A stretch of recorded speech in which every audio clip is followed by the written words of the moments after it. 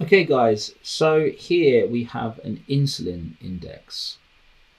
The insulin index to the right is an example of the foods that can spike your insulin levels from lowest to highest percentages.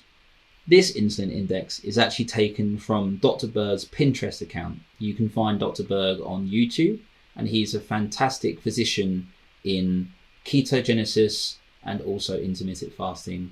And we do also suggest that you check out some of his videos on YouTube under the name Dr. Berg. So guys, as you can see to the right hand side of the screen or the PDF that you might be looking at, these are the types of foods that basically spike insulin. So when your insulin spikes higher, it's actually more risk of you storing body fat and also becoming insulin resistant, which is what you don't want. So as you can see, at the beginning here is butter, and butter only has 2%. Olives and olive oil only have 3%. So you can see at the top of the graph here, guys, that actually insulin is not spiked very high at the beginning of the chart when you're looking at foods that contain quite a high amount of fat. However, if you start to go through the chart, you can start to see that insulin spikes higher when more processed, sugary, carbohydrate foods start to come into the picture.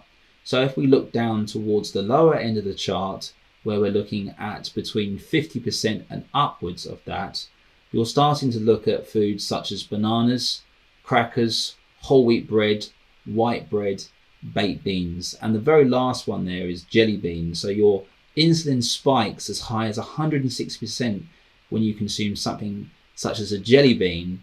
And having a jelly bean is basically obviously pure sugar. Therefore, if it's purely sugar, it won't digest in the colon, it will actually digest in the stomach, and the lining of the stomach will absorb that. Therefore, jelly beans have a very high consumption rate and can be turned into glycogen or glucose very quickly, which will spike your insulin levels very high very quickly. So guys, just to recap on protein, please try to remember that your dietary choices, expenditure and trends can affect your protein intake. So your dietary choices: if you decide to stop eating meat because you become vegetarian or vegan, you must find an alternative.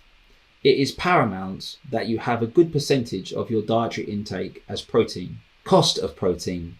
Meat is expensive, but we have multiple protein choices available, including protein powder, dairy foods including eggs, cheese, fish, and other supplement proteins readily available at all supermarkets. Trends. You may be stuck in your own eating trends and habits, and these may not include as much protein as you need. We tend to have a diet based around carbohydrates and fats.